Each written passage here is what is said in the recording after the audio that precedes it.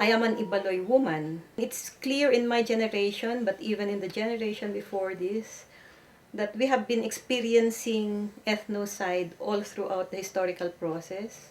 When we speak of institutionalized discrimination, this started during the Spanish colonial period against those groups who were not colonized.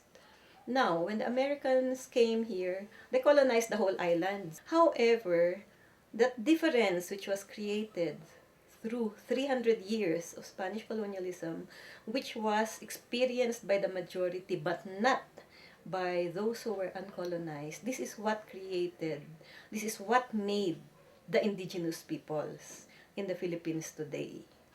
If we look at these forms of institutionalized discrimination, we will see that they actually lead to the ethnocide of indigenous peoples, foremost of which is land grabbing of ancestral lands, non-recognition of our prior rights to our ancestral domains, and giving priority to big mining corporations, big logging corporations, and what we call development aggression. There is the continued misrepresentation of indigenous peoples in the educational system. The books have not yet been rectified. There is the misrepresentation in mass media, in the movies, and there are very derogatory remarks that are made about indigenous peoples. Our culture, which has its own context and framework, get commercialized because it's used to attract tourists. In fact, the many festivals that are sponsored by the government in the lands of indigenous peoples cause them to go out dancing in the streets, whereas there is nothing to celebrate and in fact much to be critical of. There is continuing government neglect. If we look at the state of the roads, the schools, health facilities in the areas of indigenous peoples, we will see why they continue to be marginalized up to the present time. Many indigenous leaders all throughout the Philippines have been killed by the military, and all that they have been doing is defending their rights as indigenous peoples. The Philippine state does not recognize the right to self-determination, notwithstanding that this is included in the Philippine Constitution and the Indigenous Peoples' Rights Act has been passed.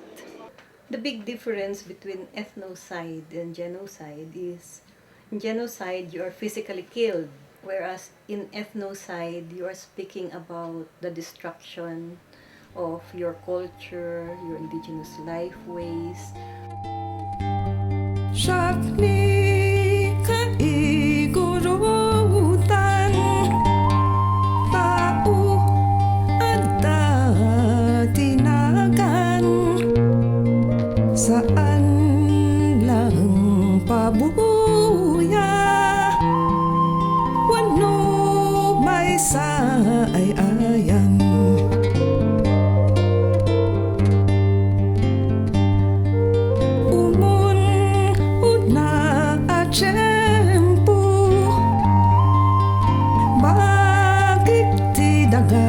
Makitayo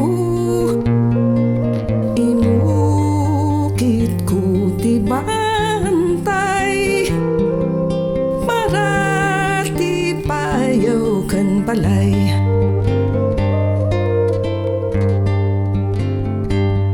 kasbilit ti tangatang angin ti ka ay ayam alisto agbala palasiw